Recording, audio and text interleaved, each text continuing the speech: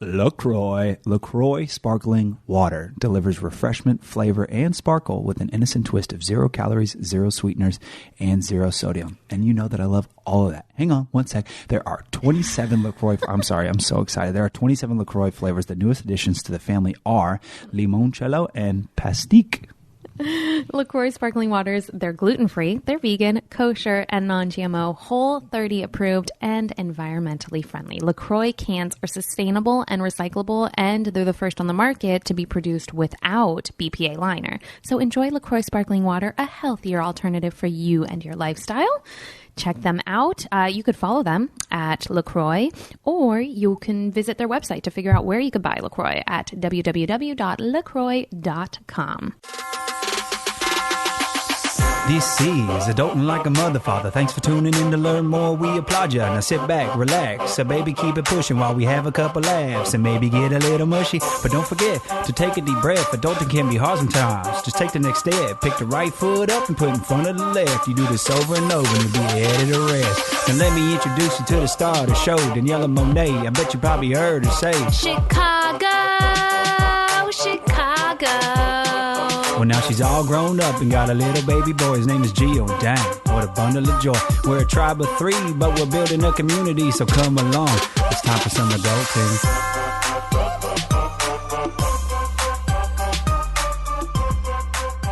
Hello, adulters. What up, mother fathers? Welcome back to Adulting Like a Mother Father. I'm Daniella Monet, the mother. And I'm Andrew Gardner, the father. And we're both adults. And if you're an adult or just trying to be one, guess what? This is the show for you. Happy Tuesday, or whenever you're catching up. I want to start us off with an adulting win and fail because we just came off a pretty cool weekend. So, I'd say, yeah. Do you want to start? All right, I'll start. Okay, my adulting win is clearly the fact that this was my very first Mother's Day, and I didn't know exactly what to expect because it's a unique experience, you know, doing it under these conditions, but it was really special. And let me walk you through real quick how my morning went. I got to sleep in because big ol' Andrew Daddy over here took Gio. Big ol'. I don't know. I've been hitting the weights the last 3-4 months. Okay. So you took Gio in the morning and disappeared for a little while. Yep. And by the time I woke up. What time was that at? Oh man, he was an early riser. How weird is it that on Mother's Day, he decided I'm breaking all the rules. I'm waking up at 5:45 in the morning and that's life. I want to play. I want to be, you know, up and at it. It's weird. In my head, I'm still thinking, and it was on a Sunday, which to me like means something. Like who gets up at 5:45 on it's a almost like Sunday? he knew that you guys had a mission to bust. I guess. Who knew? But also it doesn't matter now. Once you have a kid, like they don't care what day of the week it is. Yeah. You know what I mean? You're just realizing that now. Well, I'm trying to teach him Saturday and Sunday, man. Sleep in a little bit. You sleep in. Yeah. No. He's a strict early riser, except for today. He woke up a little later. Anyway, so you guys woke up, you went outside into the garden or the yard and foraged. The garden? I wanted to say garden, okay? Because it sounds so like romantic. It sounds nice. Okay? But whatever, you were in the yard and you went and picked a bunch of the beautiful roses that have been like Dude, don't take in my full win. bloom. Oh, that's your win? It's part of it. Okay, whatever. So then I woke up and I saw this gorgeous display of roses in one of our prettier vases that we've yet to use.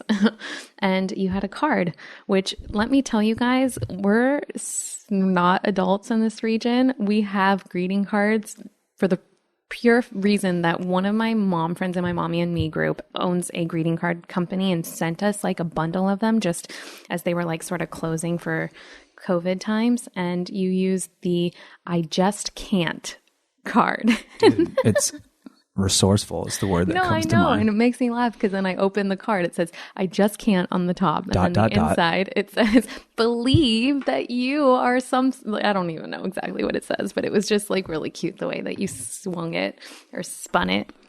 So that's my win. It was just special. It's called being creative. Yeah. With limited resources. I'm going to jump right into the... Wait, no, I have a fail. Oh, you have a fail? Yeah, I do have a fail. So I've been struggling with some anxiety. Yeah, I have. I've been struggling with some anxiety. And I think yesterday was, or when Mother's Day, you know, went down, we had decided to have our own mothers over. and social distance outside for a little brunch action, pancakes and coffee. And I, up into the very second they arrived, and even throughout they were here, like I still had anxiety that we were doing something wrong. Yeah. Like I get just that. got scared. Like I would have little things trigger me. Like what if something's wrong? Like what if if someone sniffled or something, like I would, oh, it's so weird. Yeah. Yeah. Well, I mean, it's just like, we don't really watch the news or consume the media anymore around the COVID stuff. But I think you saw enough in the beginning that it just instilled some fear. You still see people social distancing like they're supposed to. But even when you take all the precautions, like even, you got to have some interaction, Yeah. I'm kind of jumping around here, but I just feel like I get it because. Oh, that's our coffee machine. It's like it turned on itself and it's calling me.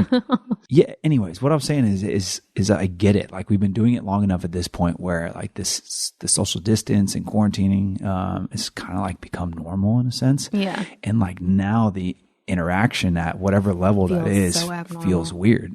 And it feels like wrong. And it's so weird to say that. Like I woke up this morning and I said, I'm so actually bummed that we had them both here and we didn't take any pictures because we were too afraid to be like public about the fact that we had them here. And now I don't even have pictures with our moms on my first Mother's Day. Do you have mental pictures? Of course. But like, do you know what I mean? Like, it's just weird, right? Like, isn't that a weird thought? Like, we were so cautious and like didn't get super close and lovey-dovey or any of that. And we didn't even get an opportunity. Like, well, anyways. No, I get it. I thought about so that's that my fail. multiple times. It's a special moment. And obviously we wish it was different, but it's neither good nor bad. It just is. I knew you were going to say that. Look, there's going to be another one. There's going to be other days that we can celebrate. We can treat it just like a Mother's Day. It's all good. Yeah. No. So that was your fail. Yeah. Yeah. Okay. So my win, it's going to go back to the flowers, baby. It's called being resourceful and creative. Mm-hmm. So Whole Foods, if there's any guys listening, or for the girls, tell your guys, if your Whole Foods, if you have one around you, does flowers, like these are the most legit flowers. So for very little money, because flowers can be really expensive for no reason at all, but for little money, your guy can go pick out a bunch of bundles or, one, whatever, however many they want. And then they wrapped it in like parchment paper or craft paper or whatever. And they make it look super beautiful. And for like $30-$40, which normally would cost you easily over $100, you can have this massive bouquet of flowers. Let me interject for one quick second, just because you have an eye for that. Like you are actually I like doing it. So you can put together a beautiful bouquet and it's just like better than what you could buy pre-made. So it's like, that's not for everyone. Some people like going in and knowing that like it's been crafted before. But they do that too. I mean, it's not an ad for Whole Foods. I love Whole Foods, but they'll do that too. And if you need some help picking stuff out, like if you want to do the custom thing, they'll help you pick stuff out if you need it. Anyways, long story short, you can make a beautiful bouquet of flowers, but I didn't have the chance to do that. I went by 2 Whole Foods. There were lines like out to the street, the social distance lines. I want no part in that. So I just Not to mention, you haven't even been to a market. So you were going to actually go to a market. Yeah, for you. That's very sweet. Yeah, but I just kept on going, baby. Yeah. Anyways, kept on going. Went to 2. Wasn't having it. So I came back and thought like, well, what can I do? I've, put my blood, sweat, and tears into some roses. So I picked some roses, baby, first thing in the morning. 6 a.m. Gio and I are out. Like random, like, I don't even know what you would call them, like clippings from other plants to make it look like earthy and So we just got creative. So limited resources, put together what I thought was still a beautiful thing of flowers. And that's the win. And we're moving on. And the fail is I don't have one. And that's also a win. What? Well, good for you. Yeah.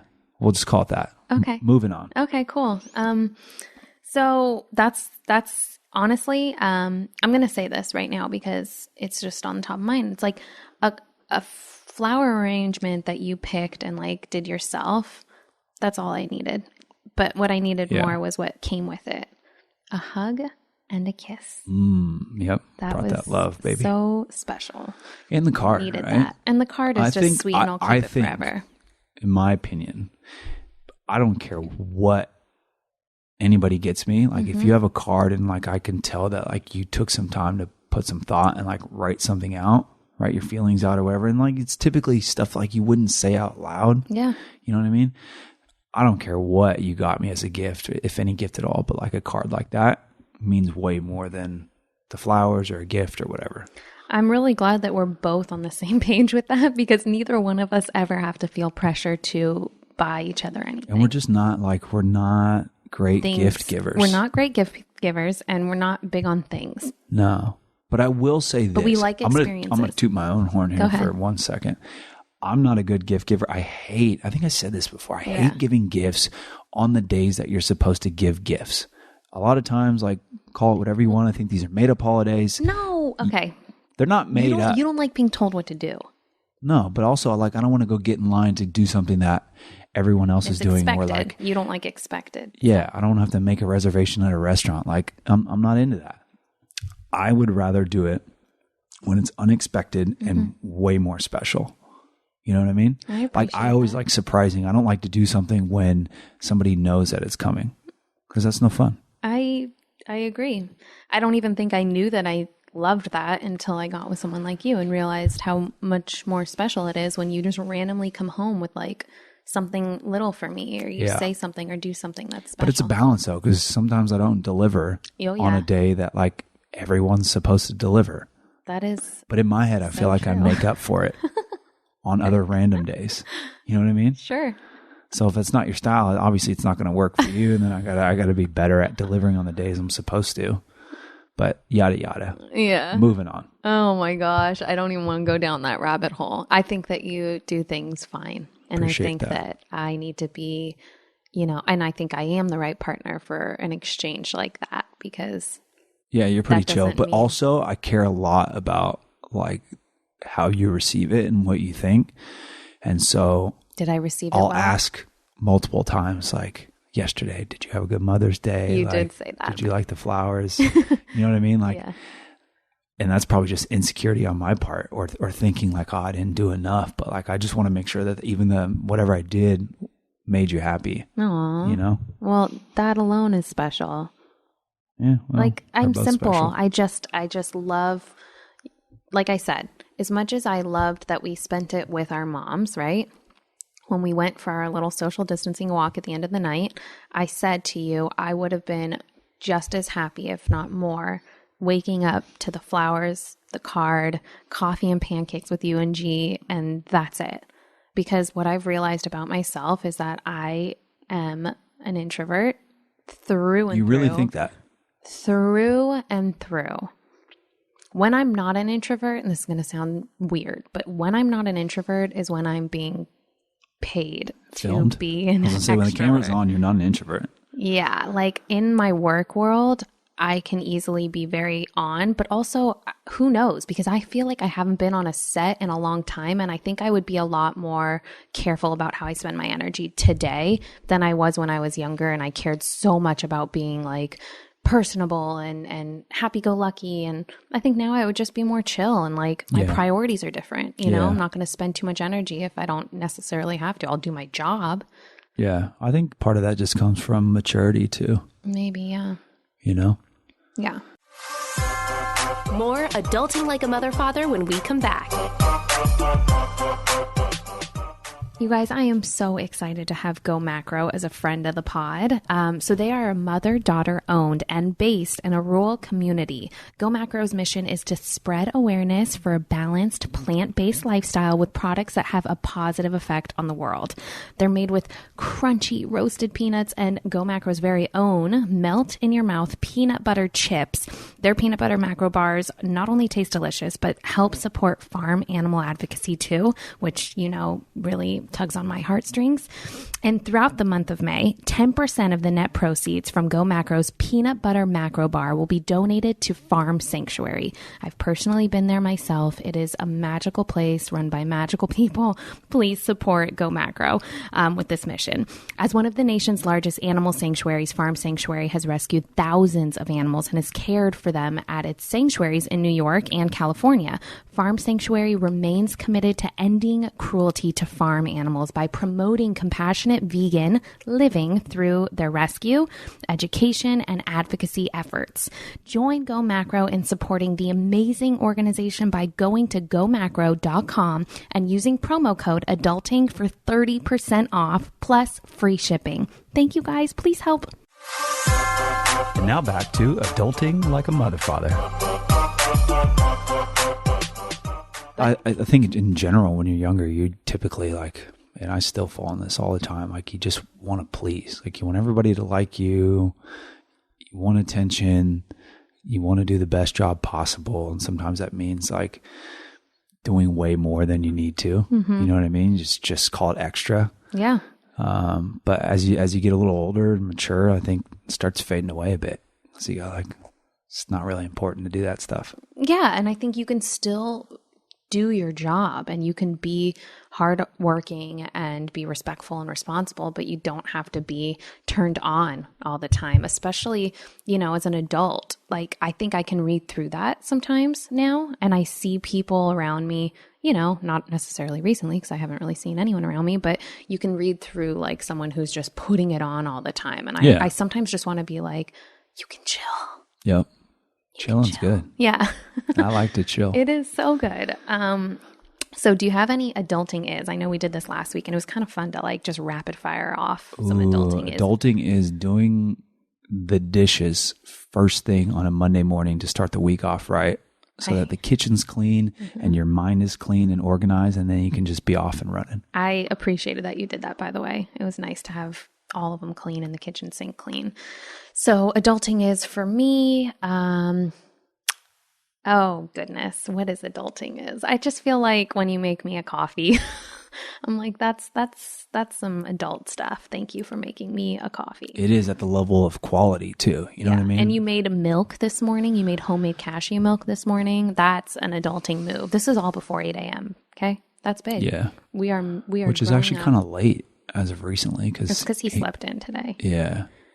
Any other adulting is like rapid fire? Come on. I mean, adulting is cleaning, knowing that like your parents are coming over, but they're not even going to be in the house. That was yesterday. You know what I mean? How weird was that? We were like, we got to clean the toilets. Because what toilet are they going to use? They could go through the side yard and use the back bathroom. Like, what was life yesterday morning? The energy we spent, like, just trying to think of how you social distance while, you know, spending time with your moms on Mother's Day. Yep. Dude. Weird. Anything else? No. Oh, I got it. Adulting is when your partner, when you're done working, puts a new water jug on the water dispenser so that we could drink beautiful Mountain Springs water, because that is one of the few luxuries in life that I have no problem not only spending the money on, but no problem sacrificing pretty much anything to have. Yeah, like sacrificing my body. Those things are like 40 pounds and they're so weird to lift. They're glass. You know what I mean? Like 40 pounds is nothing. Let's okay. Yeah, sure. Keep it, you know, what it is. Hundo. Let's tell it straight. Okay, 40 pounds is nothing. That's like off of 2 fingers maybe, but it's the shape, right? That is such a, like, don't be a douchey guy. That's not you. Oh, I could lift 40 pounds with 2 fingers. You're just doing that because you think that's what you're supposed to say. No, I was just making a joke. Okay, I can put the water. She wants me to put these waters on all the time. We go through them in like 2 days, and it's like, it's so frustrating. Because guess what? Health is so important. I agree. And to me, water is 100% up there on the list, and good quality water and hydrating often throughout the day is what I think helps maintain. It's just a very like laborious task. Okay, I said laborious, and now you're saying laborious. Whatever. Okay. So those are the adulting is for today. Oh, you know what I want to talk about? So we read our reviews on iTunes, and we love when we get a new one. It's just exciting. Even if it's just critical, like criticism, right? So this last one. Critical criticism. I knew you were going to say that. Even when it's criticism. And this last review that we got just said that there wasn't a lot of organization on our show, structure, which you love. You love structure. Love it. And you're with someone who just runs Hates like it. the wind. So I just want to address that we know there's not a lot of structure to our show. We do try and work at it, but it's just not that kind of thing. I think we just have a show that's a lot more like on the fly, conversational. Yeah. Well, first of all, I want to say this. We really appreciate the review. Like, even if it's not amazing, like, it was still good. It was still positive. But and at the end of the day, it did help. We did think about it. We were like, well, maybe we can on our well, one I've of our been naps. saying it since day one. I know, but think about the function, the actual reality of creating some sort of like structure entails using one of Gio's naps, which are like vital to our life right now to get anything done, and sitting down and using that nap to like format some sort of structure, and then hope that we're going to stick to it. When I'm like, you know what? Maybe on that day we want to talk about something else. That's the challenge right there. I'll create the structure, but this one over here won't stick to it. It's like creating a plan, like, oh, I'm going to get the morning till 9 a.m., whatever. Never can stick to it. Oh, you mean without Gio? Without Gio. Yeah. No, I know. I just like, I don't know. I like being fluid and. Yeah, I get it. Anyways, long story short, really appreciate the review. Thank you for being honest with us. We hear you. We're going to take that in and work with it. I would like more structure too, so I'm on your team. We got to battle this one. We have two loose little like segments that I think we stick to, which is our adulting wins and fails. I'm all about them because I think it's a great way to open our conversation up. And then our adulting is, which I think is a fun rapid fire. Oh, that's new. That's new. So if there's another structure element that we can add to the pot that isn't too complicated. You know what? I think I said this once I read that. It might have been all the pillow talk last week. That was a little bit random. Fear. He's like, was I too random? No, it's not a fear. Oh. Okay. That's who I am and that's what it is. And that's fine. Okay. I still need pillow suggestions is all I'm trying to say right now. Well, then put a little question box up on your story and get some answers. I will. You've got a pretty engaged community right now, my friend. Yeah, we're having fun. You are having fun. Can we talk about the fact? Can we talk about words right now? I can't. Fun turns into fun. Wait, you did your first Instagram ad. Yeah, I did. I don't want to say sorry. I bombarded people with some stuff, all right? But it was cool. I thought it was quality. If you haven't seen it yet, you better. You can't go there now. I guess you can go to my feed. Yeah, well, there's some stuff on my story. Feed, yeah. There's going to be more coming. Ooh. Okay. Anyways, oh my gosh, we're just trying to. It was interesting. Ends meet. I used to think, I'll say this because I think people will find it interesting because you've done this for a long time now, and I kind of just watched from the sidelines, like when I was in the business world, and I thought that it was like the easiest thing in the world. I just thought it was way easier than what it actually is, and I'm sure sometimes it is, but it's not as easy as people think. Like you're creating before it's going through like layers of approval. You have like a designated time that it's got to go up. It's got to be exactly what was approved, which means you have to recreate it exactly the same way. If somebody has a better idea, let me know because to me, that's the most efficient and it still takes a while. Long story short. How many hours do you think you spent on this one ad that you're doing? Up to this point, like maybe, I don't know, somewhere between 10 and 20. Mm-hmm. Yeah. So when people see a story for an ad of some sort, oh, sorry, I just had a crocodile in my throat. Excuse me, what? Did you just burp on the podcast? I didn't. Well, let me say this too. This is also random. This girl, actually, no, we're not going to go down this route because it can go tit for tat. Ooh. You know, I was going to talk about your burps, but it's not necessary. They're just horrible. Okay. So anyways, 10 to 20. I don't want to ramble about this. 10 to 20 hours. I think it's interesting to hear because people probably think you just wham, bam, thank you, ma'am, and you make a few bucks. It's not that. Because if you really break down how much you really made. Dude, it's not that. Because the brands, the companies behind it, they care a lot. Oh, of course. You know what I mean? It has to be exactly what they want. But it still has to be organic to you. And that's the happy medium. That's the challenge. Right? You still have to care about what you're talking about. You have to be honest about what you're talking about. Yep. And then you have to say it in a way that never feels pitchy or salesy. And there's an art to that. And I think like for your first time, you've nailed it. But I think over time, if you're lucky enough to get another ad here and there, which I hope you are, because guess what? Mom's not working very much right now. Then you will slowly get it down, to a science. Yeah, we'll get there. Yeah. It's just like anything else. Like anytime you want to set your mind towards like doing something and doing it at a high level. You just work at it. That's the basis of That's it, huh? the basis, okay? It's step 1 and 2, and that's it. Set a goal and work at it. So should we take a quick break and come back with our guest? Because first of all, we all know I'm a huge fan of today's guest. So am I. Oh my goodness. So today on the show, we're going to have Hilaria Baldwin, and she came and visited us right before we were quarantined. And I did not know that she was actually pregnant at the time. She was newly pregnant, and she's since, announced the fact that she's pregnant now again. And she has this beautiful expanding family. And I just love watching her and her beautiful family grow. And she's such a good person, and she's so honest about her struggles to get pregnant and the different challenges she's had throughout the way. Yeah.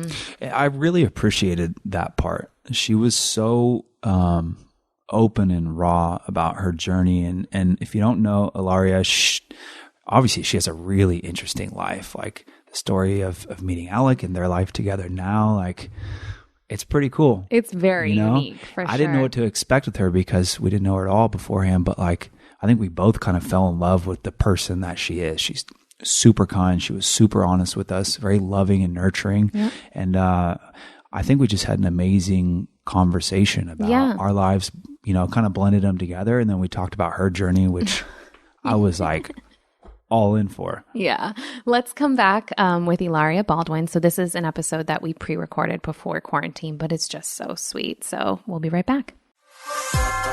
All right, everyone, sit tight and we'll be right back for some more Adulting Like a Mother Father. So we talked about our new partners, Caldrea, last week, and this company is consciously crafted, their home and body care brand that combines thoughtful ingredients with delectable scents, making caring for ourselves and our homes a beautiful experience. Caldrea's line of hand care products include both hand soaps and moisturizing lotions, and they're all incredibly effective, thoughtfully formulated, and the smell is truly, it's divine. Products use a combination of essential oils and flowers and herbs and other thoughtfully chosen ingredients. They clean effectively while allowing you to enjoy the luxurious fragrances. I mean, you can literally have a bottle of this on your counter and it would smell up your whole house. It's delicious. Delicious. Okay. So there's one scent that I really love. I think it's the lavender cedar leaf. Every time I wash my hands, and I talked about this last week, I wash my hands 84 times a day now with Gio, but I feel like when I wash my hands with that, it transports me back to like a time when I was camping as a kid. And I just love that fresh, like foresty smell. Anyways, now for the good stuff. Get free shipping on orders of $50 or more when you buy online at caldrea.com. That's CALDREA.com. Visit caldrea.com and add wonder to your washing. All right, guys, we're back. Here's Adulting Like a Mother Father. Okay, everyone, we are here with Hilaria Baldwin. Thanks for coming on our show. Thanks for having me, guys. I know, it's nice to be on this side. Now we can be face to face. I know, to be honest, I haven't been a guest on that many podcasts. Oh, we're so flattered. This is like a big deal. So Hilaria has an amazing podcast for mamas, dadas, all kinds of, you know what I mean? It's a great family podcast called Mom Brain. I so related, and we chatted a little bit. We loved having you on. Thank you. Well, thanks for coming. We're now in LA. You're from the East Coast. I know. Came all the way here to do your podcast. No, we'll take it. We'll take it. No, we're rolling with that one. I will go with that. We brought all the kids. So whenever I travel, I bring all of them. This is so good. great. Okay, perfect. We're just going to jump right into this. Go for it. So we are, Gio's almost 5 months now, and we traveled a lot before him, and obviously we'd like to do that going forward too. What is it like traveling with 4 kids? Because the idea of traveling with even one seems so scary. I feel like, I don't know you guys well, but I feel like you guys are going to be just fine. Okay. And you breastfeed, right? Mm-hmm. So I feel like that helped me a lot when my kids were little, in terms of like the pressure in their ears going up and going down. And I would just breastfeed the baby going up and going down. I'm not telling you anything genius. Everybody says to do that. And if you don't breastfeed, a bottle or a pacifier, at this point, I've resorted to lollipops for my kids. Things that when I had my one, I was like, no candy, no sugar, no this. And then it happens. And it doesn't have to happen, in a crazy amount, but you definitely, pick your battles and choose your moments.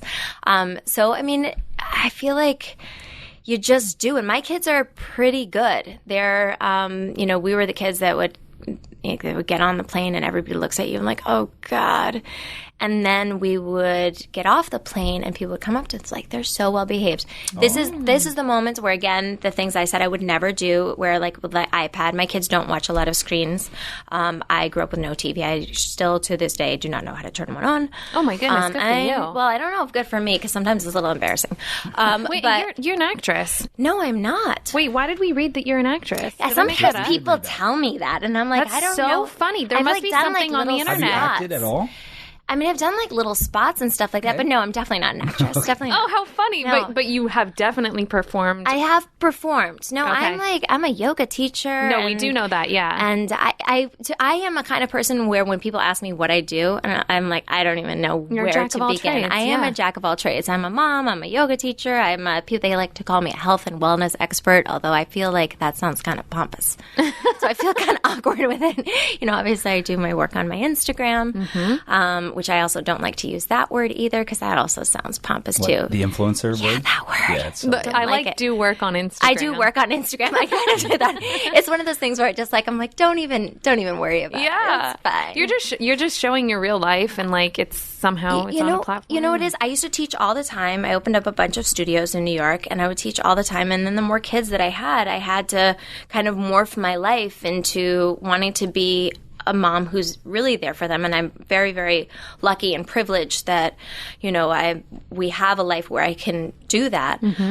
So I kind of pick my spots where I'll go and I'll work for, a handful of days and it'll be like really, really tough hours. And then I get to be home for a handful of days. So, you never have, I'm sure you guys have similar life where you never have a complete set schedule. You're just getting getting off of that set schedule. Yeah. But it gets kind of addictive because you love your kids and you want to be with them and you don't want to miss a moment. Although I have to say, as they get older, it really is like the days where you go to work, you're like, okay, this is good. This is vacation. Okay. And it's not, and I never thought I would say that. And I was like, people who say that hate their kids and they are not like fully present and stuff like that. But you're dealing with, for me, 4 irrational people. And they're pulling you in all different. You're never enough, and you can be patient and you can be there. And you don't want to lose it, but there are moments where you can find that me time, and sometimes that me time is going to work. Because I love what I do. We had, I don't know if this, it comes up on our podcast so much. Alexa von Tobel talked about when you go to work, what I used to do is I would always, my kids would cry and they would say, Mommy, I don't want you to go. And I'd be like, I don't want to go either. I wish we could spend like all of our time together. And she's like, don't do that.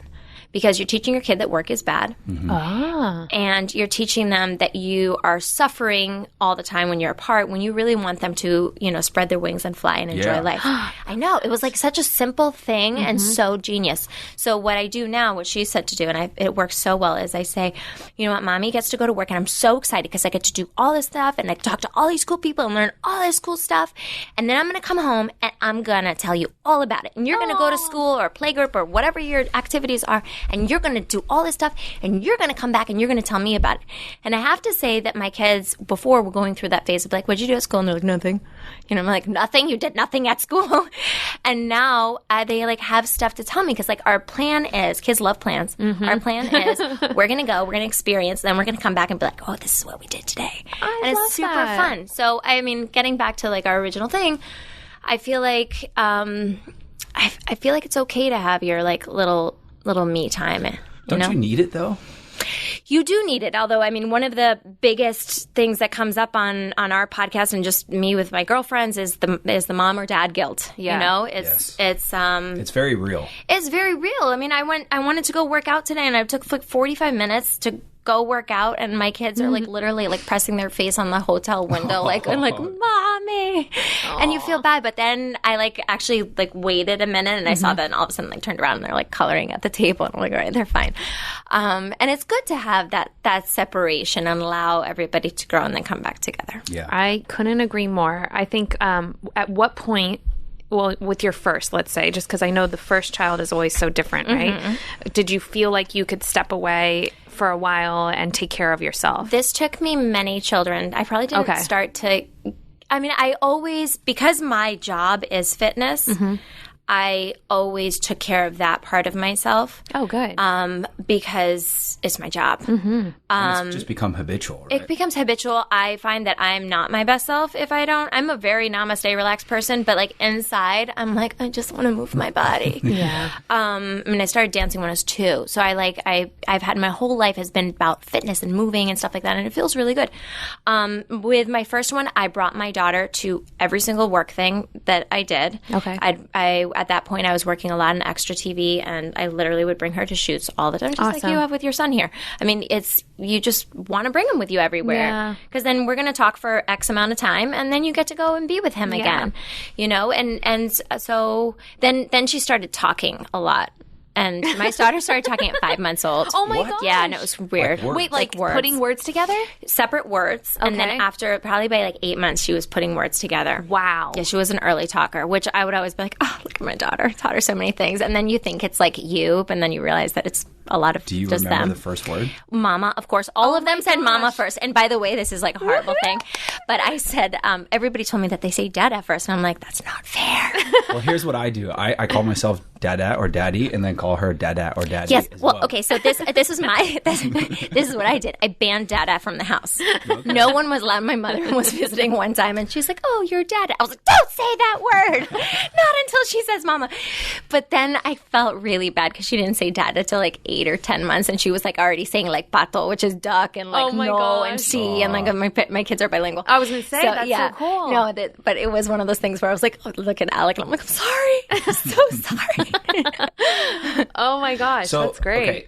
I know how important it is to find you time. Are you guys able to find time for each other, like as a couple? Yes. So one of the best relationship advice that Alec, who is, sometimes we always have like our little banter. We make fun of each other. And I'm always like, he has the worst advice ever. But it was his idea, and he was a genius with this. When we got married and we had Carmen, he said, okay, you're my wife, but you're always going to be my girlfriend.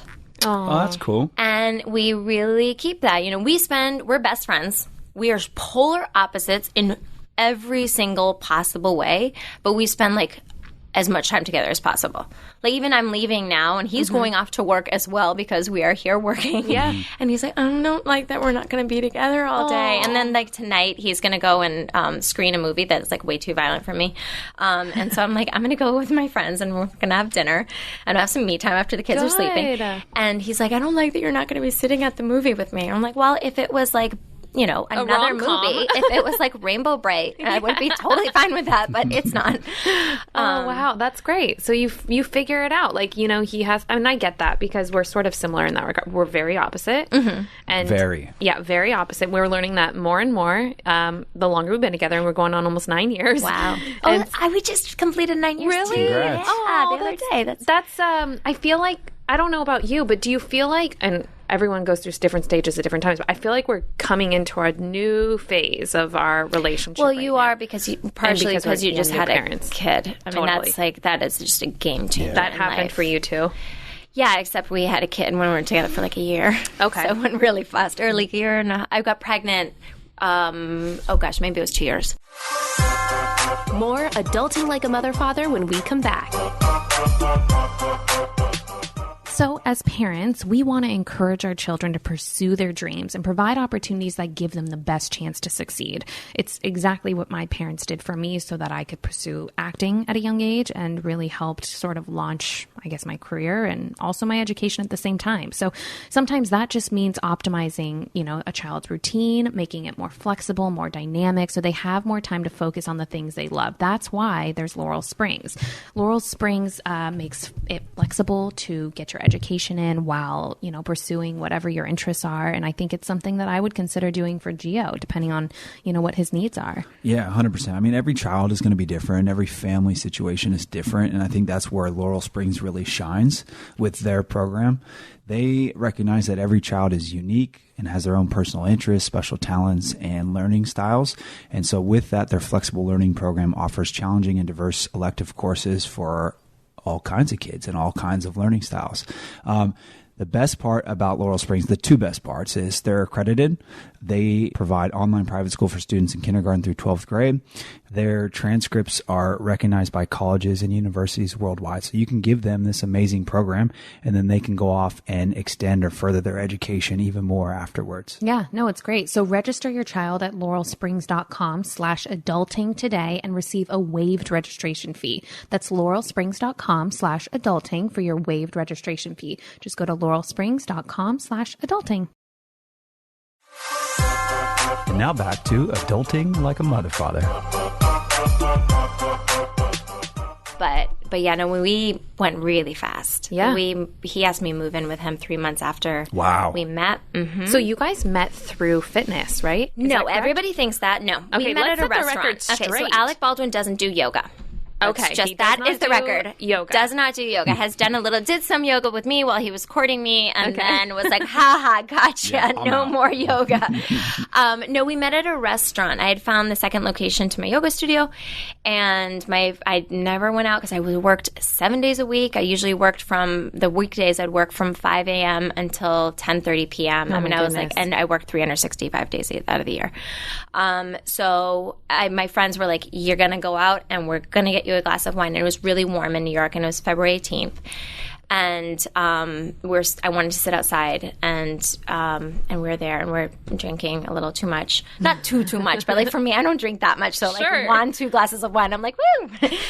And he kept on, make a long story short, he kept on looking at me, and my friend was like, Alec Baldwin's looking at you, and I'm like I grew up with no TV. I'm like, okay. And then we left, and he grabbed my hand. He said, "Who are you? I must know you. I must know you." Which I feel like is kind of biblical, That's a right? bold It's like move, it's too. bold. It's like a little like, eeh.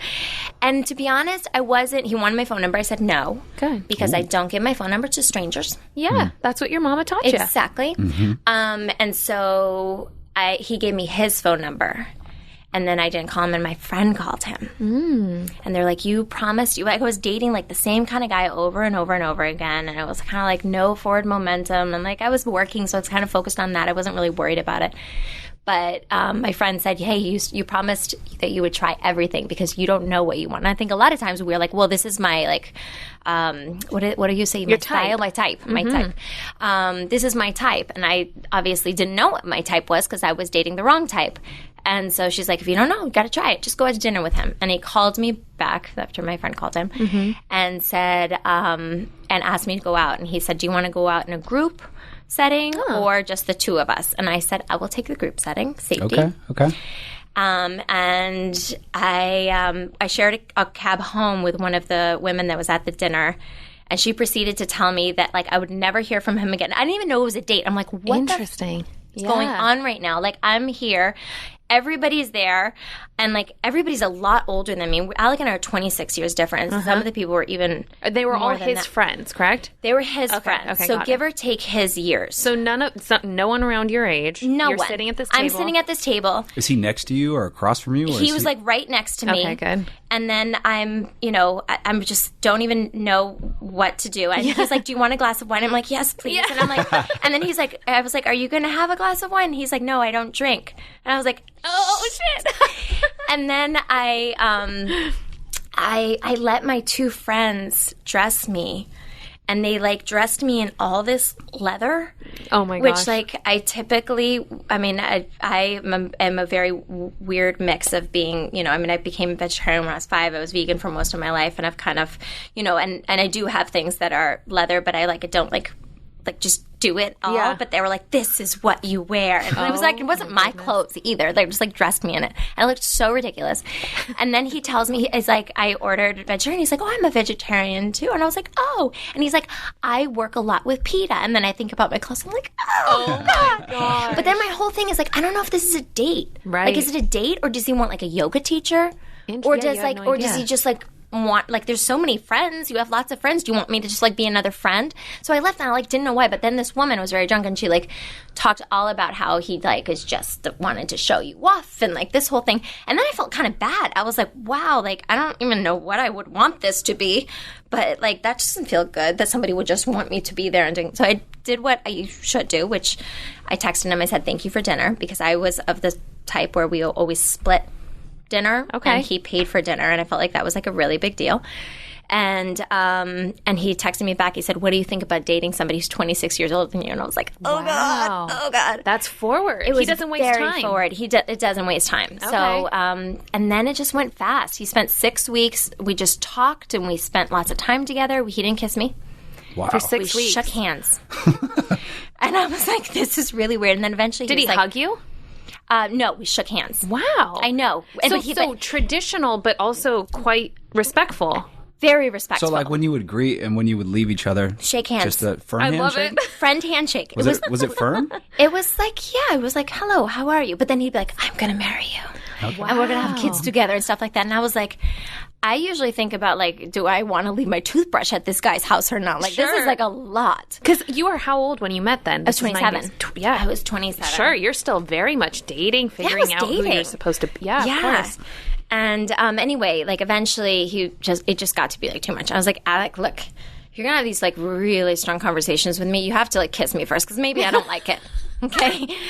And then he was like, "Okay," and he kissed me. And then 6 weeks after that, he asked me to move in with him. Did the sparks fly from the first kiss? Yeah. I mean, it was, yeah. I'm trying to think back. I don't know, 9 years ago.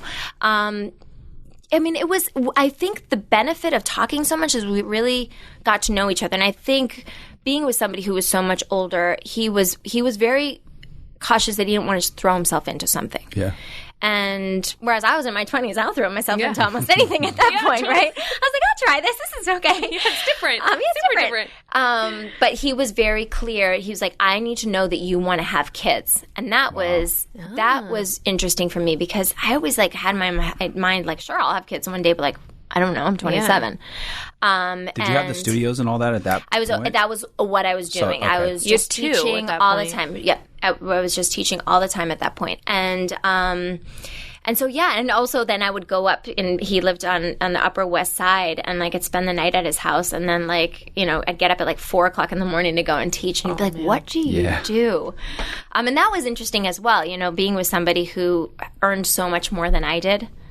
You know, I made $35 every 2 hours. Wow. And it was just funny how he would see like, "Wow, you're like really dedicated," and like for him it was great work ethic. And then I would always, I have very good work ethic. Yeah. That is something I have. I'm Capricorn. I have very good work ethic. When I say I'm going to do something, I show up.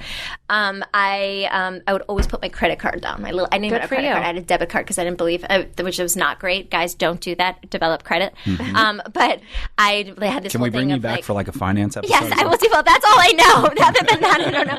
But I would put it down, and I would be like, "I'm going to split it." But then I'm thinking, I'm at this place, and it's so expensive. And like, Oh my gosh, you gotta bite the bullet. But in my head, and of course, like he never let me. But it was one of those things where I was like, I can't let him think that I'm in this for the wrong reasons. Good for you. That's so funny. That was us too. I was so broke when we met. Yeah. Putting dinners on credit cards. I didn't have the money to pay it off. I had just finished I had no school. idea though. You just fake it till you make it. You just it's a I guess it's an ego thing, but it's a pride thing. You just want to show that like no. I mean, I love that you said you were in it for the right reasons because a lot of people, I'm sure, in your situation could have been like, "Oh, this could be fun." Not all my friends. Some of my friends were like, "Oh, have him buy you this, and have him buy you that, and that." And I was like, "No." He had to. I know we have to talk about parenting, but this is just kind of a funny story. He had me go to get a dress. And everything I had was like either like Forever 21, Mango, Zara, and that was like a lot for me. Urban Outfitters, and I would wear them to events, and then we had to go to like a fancy event. And he's like, "I want you to go to Barney's." Never heard of Barney's before. You're like, "What's in Barney's?" No, now it's closed, which I'm like so sad about. But I went there, and like a stylist is like, or a shopper, she's like dressing me all these different things, and like I went with my friend, and we like got all dressed up to go. We're like so excited, and I picked like the most simple dress. It was an Alaya dress, black, simple, and then she told me, and he's paying for it, and then she told me how much it was, and I had like a panic attack. I was like, he will never speak to me again.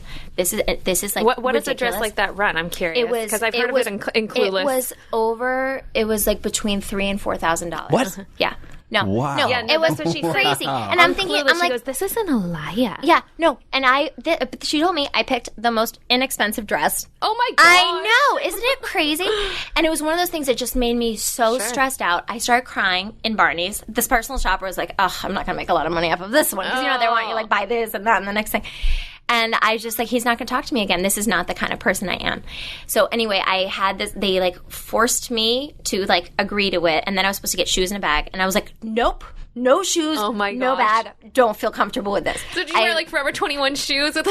I leave. I call him. I'm like, thank you so much. This is the most beautiful thing I've ever like owned in my life. And I can't believe that this is my reality. Like, it was like one of those things of like, a pretty woman moment. It was a pretty woman moment. Okay. But then he said, did you get shoes in a bag? I was like, no, can't do that. Don't feel comfortable. Not okay with this. He says, I want you to turn back around and I want you to walk over there and I want you to go shoes in a bag. Oh my gosh. So I go back. I find a pair of shoes on the sale rack that fit.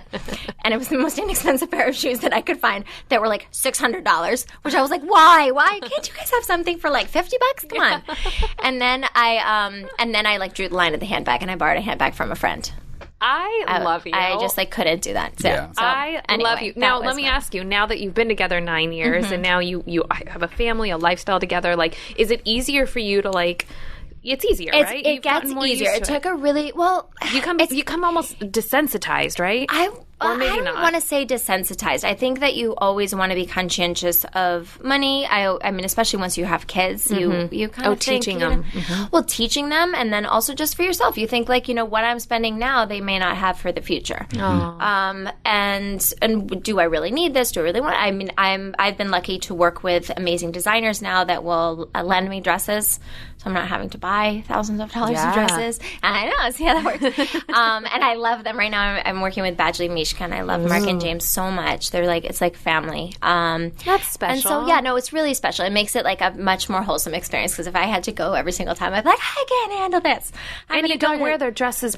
You wear them like once. Which is so silly. It's the most so unsustainable. Exactly. Yeah. And then, again, thinking about kids and like environment. Yes. And everything. Like, every once in a while they'll gift me one. And then I think, okay, I'm going to keep this. And I'm going to pass it down to my daughter. That's beautiful. And so, yeah, no, there's things like that. But, ultimately, I've entered more into that world and you get a little bit more comfortable with it.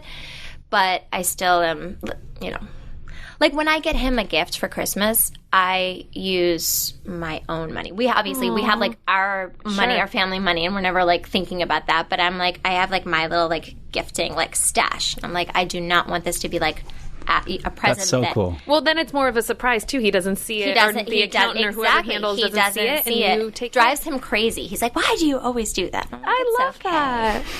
Aw, what an interesting dynamic. All right, everyone, sit tight and we'll be right back for some more Adulting Like a Mother Father. So if you guys haven't heard about CauseBox by now, I'm going to tell you a little about it. I feel like I'm kind of a subscription pro at this point, but I'm very selective about the boxes that I support. And this one's a really good one because it comes 4 times per year and it's curated by women for women. It's filled with all sorts of amazing products and brands that have a positive mission to give back and make the world better. I love that. So the last 4 boxes sold out within days, which I can believe because you get over $250 worth of products for less than $50. And every Cause box is a limited edition and it comes with 6 to 8 full-size products. You can get everything from skincare and jewelry to home stuff and cool accessories. I mean, our last one came with a bag and like a little to-go box and a wine like thermos. I mean, it was so cool. And the amazing thing about CauseBox is that it's not filled with random stuff. They just send you quality products that you're going to love and you're going to actually use in your everyday. And I just think that that's important. You don't want to just collect things that aren't necessities anymore. So, check out CauseBox, okay? Go to causebox.com/adulting and use the code adulting, okay? That'll get you 30% off your first box. And it's over $250 worth of value. That's less than $39 a box and free shipping. So if you haven't gotten your CauseBox yet, go check it out before they sell out. And I think you're going to love it. All right, guys, we're back. Here's Adulting Like a Mother Father. So Yes. 26 years apart, you guys have 4 kids together. So you had kids very quickly, right? We had kids They're all very between quickly. Was that one what you and- wanted? So I started getting a little freaked out after getting married. We got married after a year, and then he wanted to have kids right away. And I was like, I don't know. I feel like we should be married for a little bit. This feels like a lot. I was 28. And then he got, I want to be honest, like a little bit upset with me of like, this was what we agreed with. And so we weren't trying, but we weren't not trying. And I got pregnant like 5 months after we got married. And that was Carmen. And then I got pregnant, and you can get pregnant while breastfeeding because I was breastfeeding. Yep, be careful there. And I breastfeed a lot, so like it's like, oh, it wasn't like sometimes like I like have like multiple freezers full of milk. Like I store about 40 ounces a day towards like the first 6 months, and then like it starts to get a little less, and as they want to drink more. Anyway, so I got pregnant with Ralph when Carmen was like a little over 1. And then I got pregnant with Leo when Ralph was 6 months old, breastfeeding. And then I got pregnant with Romeo while I was breastfeeding Leo. Surely at some point in that journey you felt overwhelmed, right? Yeah, I would say definitely when I found out that I was pregnant when my son was 6 months old, I guess I knew I was pregnant. With 1 and 2, I didn't quite knew I was pregnant right away. But then I felt it so soon when I got pregnant with Leo. And I think just your body, it's almost like, I like to equate it to like a bee sting. I've actually never had a bee sting. But like I've heard if you have a bee sting, the first one's not so bad, but the second one, your body reacts. And I feel like that's kind of like with pregnancy. Like you might not know with the first one, but then all of a sudden your body's like, we're doing this. And it just like overwhelms you with like the waves of the hormones and just like everything. So I knew I was pregnant with Leo, and I went to get like blood tests, everything. And they're like, you're not pregnant. They're like, you probably just want to be pregnant. I was like, my kid's 6 months old. Do you think I want to be pregnant right now? I'm really stressed out about this. And then I waited another week, and everything turned out positive. But it's one of those things of like, I always know now before I can take a test. You could just feel it in your I become body. Like dumb. I like walk into things. To the you just become degree. like a klutz. Okay. And nauseous and tired and just like off. And what's weird is that you've already, if you're breastfeeding, you typically don't have your period. So that's like the first time. Oh, I do. Really? I get mine right away.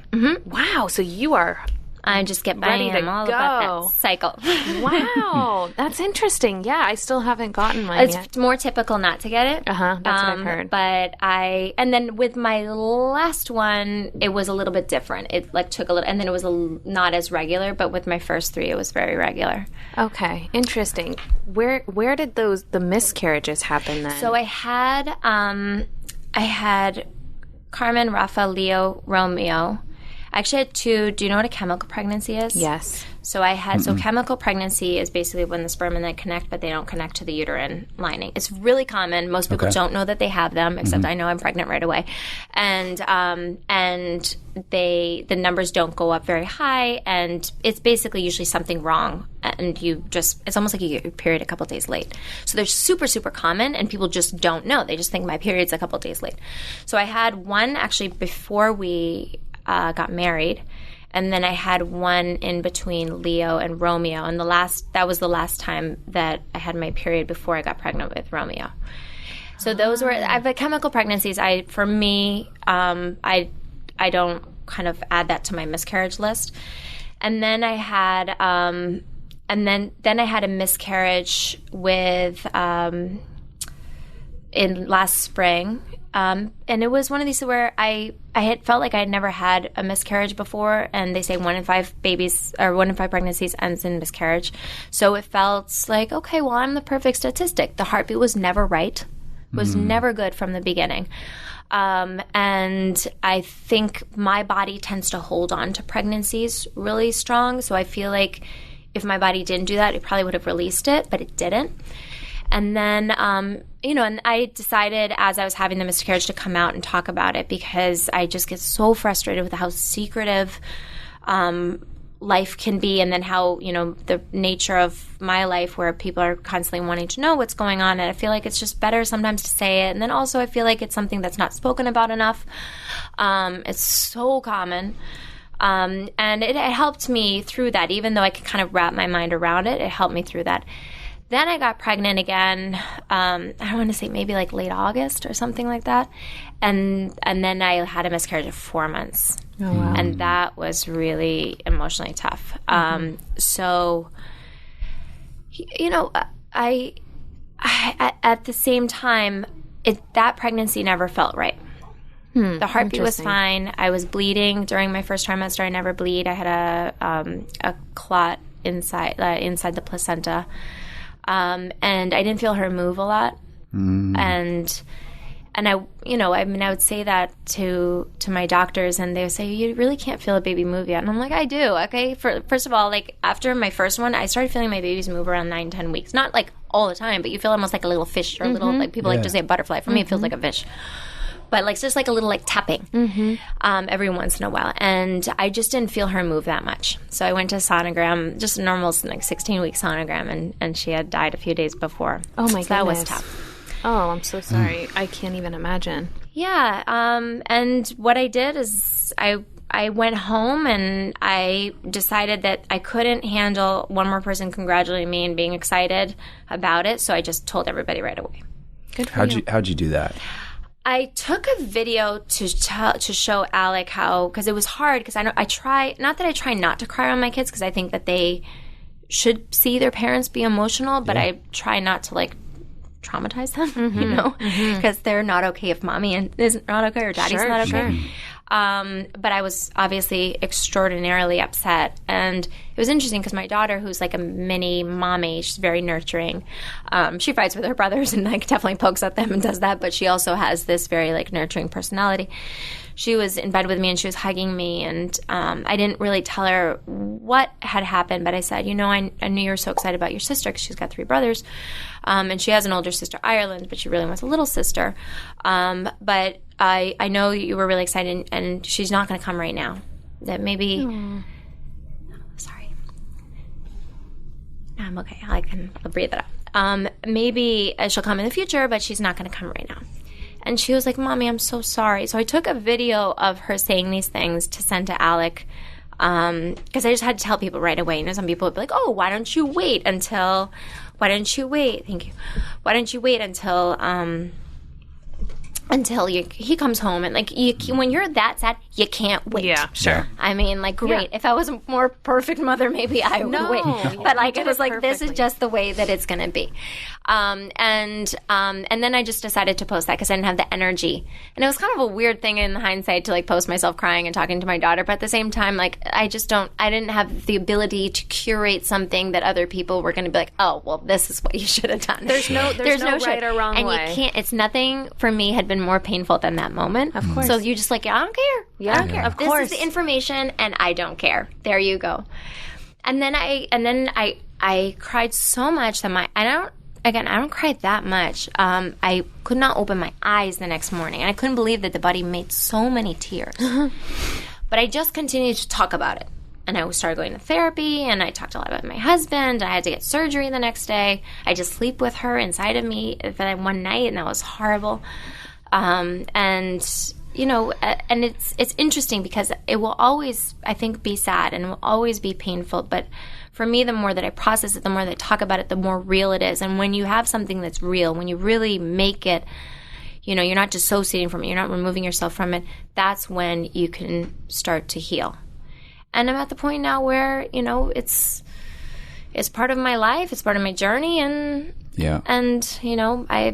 I accept it. Thank you for sharing that. Yes, that's really powerful. I'm sure some of our listeners have gone through similar experiences. I know people in our own lives. I promise you they have. Oh, it's very common, and I think a lot of people, like you said, don't talk about it. And that's, everyone has their own way of healing, but it's really special to hear that you are using your voice, your platform to share that it is normal and that it is difficult and that people are going to go through the process in their own way, Life, my doctor said to me, he said life and childbearing or childbirth, I forget exactly what the word was, he said, are not benevolent. We don't have it all figured out. Sure. And we can try to rationalize it in lots of different ways. And people say, well, you have 4 other kids. And it's like, well, if one thing happened to Carmen or Leo or Rafa, would you say I had 3 more? No, you wouldn't. So, I mean, I asked on my Instagram if people had experiences. And I didn't publish them, obviously, because I wanted, they're private.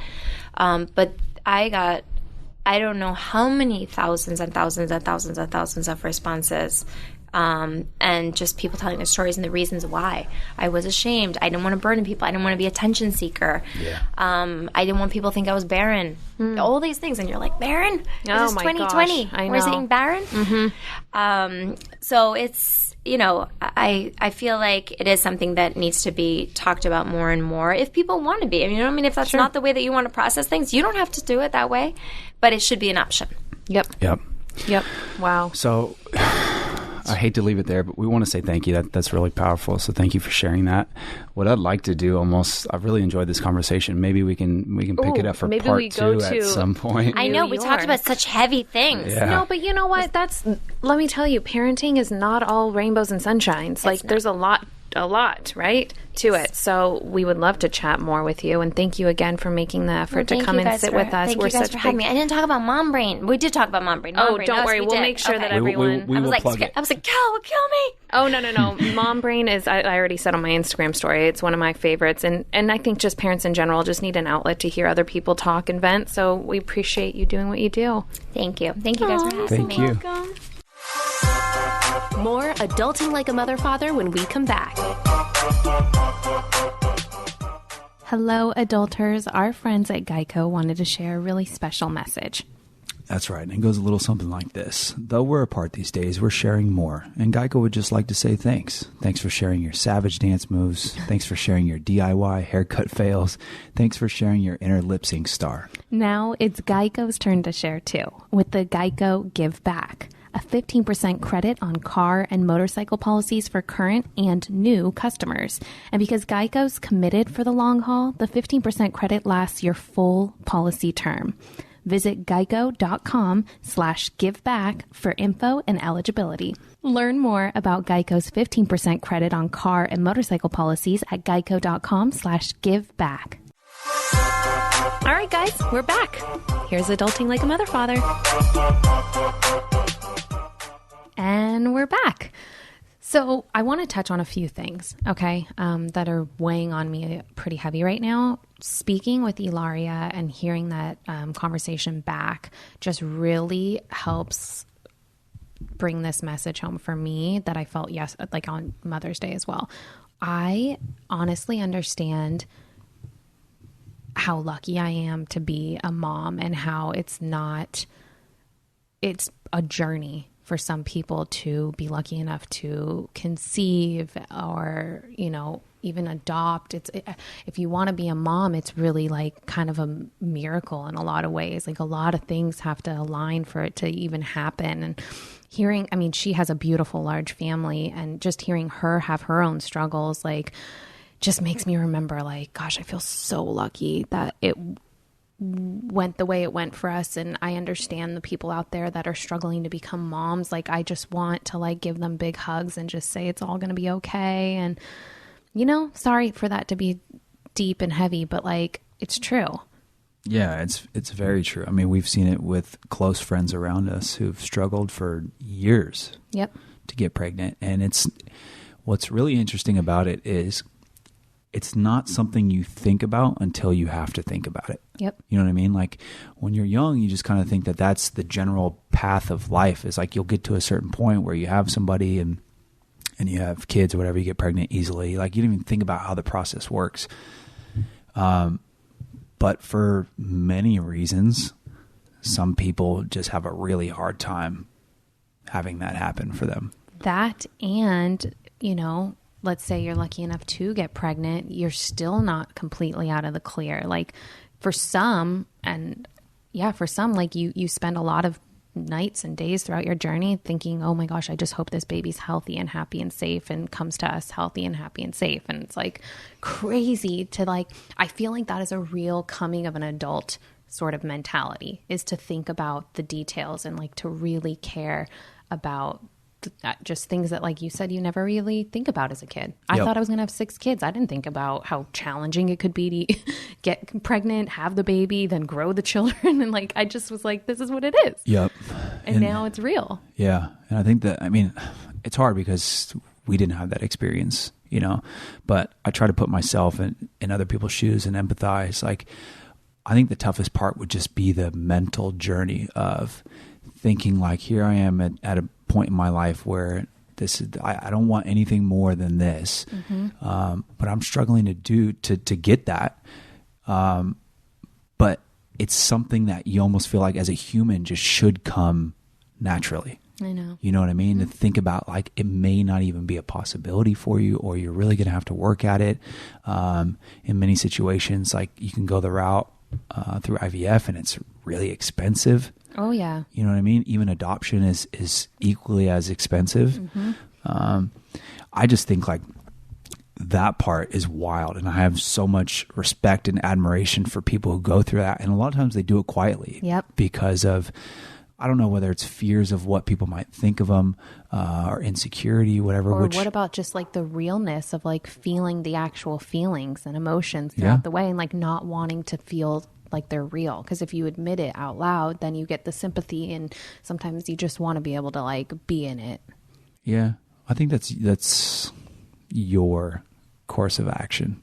You know what I mean? Which I understand. Let me see if I can explain this right. Like oftentimes in our relationship or things that are going on that I see from you, because I'm around all the time, you'd rather just not acknowledge it. And so in your mind, if you don't acknowledge it, it's not real. You know what I mean? I would imagine that there are people that do that through their pregnancy journey, but I think it's hard to ignore those kinds of things. You know what I mean? I think a lot of times, like I watched it with a really close friend of mine, you're just locked in with your partner. Yep. It's a very personal and intimate thing. And it can create like massive insecurities, because oftentimes it's either like the male or the female that is having an issue. And it's like to think that like you're the cause of like not being able to give your partner something, and like to experience, you know, something as wonderful as the birth of your child is crazy. And it would be a very difficult thing to go through. So all I was trying to say was, I just have admiration for people going through that. And although I've never been in those shoes, I can empathize, and I know just the intensity of the feelings around finding out that you're pregnant and like going through that journey, and then ultimately getting to the day where like your child comes into the world. It's unbelievable. I know. I think people who go through their process, whatever that may be, become so much stronger from it. And I think it's just imagine the appreciation. Like if you're, that's what I was just thinking. If you're, like, I don't want to get too specific because everybody's journey is a little different, or very different actually. But I'm thinking of a buddy and you know, their journey was like years, like 2 to 3 years. Imagine the appreciation that you have I know. for that child coming into the world at that point after you've been working at it for that long. I know. I thought about their Mother's Day yesterday and how real and just special it must have felt. Dude, yeah. You like it, you cannot put it into words. Like you wouldn't look at anybody or anything else in the world the same. I know. You know? It's very special. Yep. Anyways. Oh, yeah. I guess, yeah, I don't want to go too much into that, but I just want everyone to know who's listening, if you know someone or maybe yourself, you know, you're going through some sort of challenge to conceive or to bring a baby into your life, like our hearts are with you 100%. Like we just want to send our love. And I know how challenging a day like Mother's Day could be for some. And just know that you're not alone and that you are so loved, and, you know, just keep hanging in there. Yeah. Yep. Oh my goodness. Okay. Oh, it's I keep looking over at the monitor at our little one and he's still asleep. I love it. What an amazing, like you never know. Okay. You put Gio down. It could be a 30-minute nap. Most are Probably between 30 and 45 minutes if we had to guess. But sometimes you get a lucky like hour and a half to 2 hour stretch where you're like, I didn't prepare for this. I need like a task list in the event that like he sleeps for that long. Yeah. You tend to like not even be efficient during those ones because it's so off, you know? It's so true.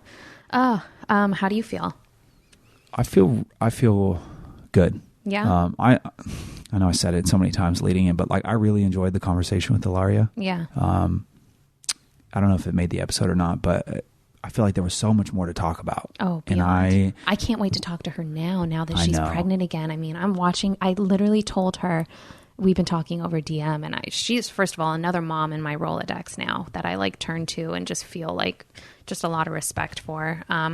But it's been cool to see her pregnant again and doing her workouts in her bathroom and keeping it all together with her big, beautiful family. I'm like blown away by it. It blows my mind to see someone just do it. And again, like we see what we see on Instagram, but like she really does. She is a mama. No, she's the real deal. Real deal. Yeah. So I hope you guys enjoyed that conversation. Obviously, she has a podcast. Okay. And she also obviously is on Instagram. So check her out, enjoy her beautiful family and their journey. And I guess that's it, huh? That's it for now. But join us back next week. Yeah. Where we will structure it up a little more. More pillow talk, baby. Oh my gosh. All right.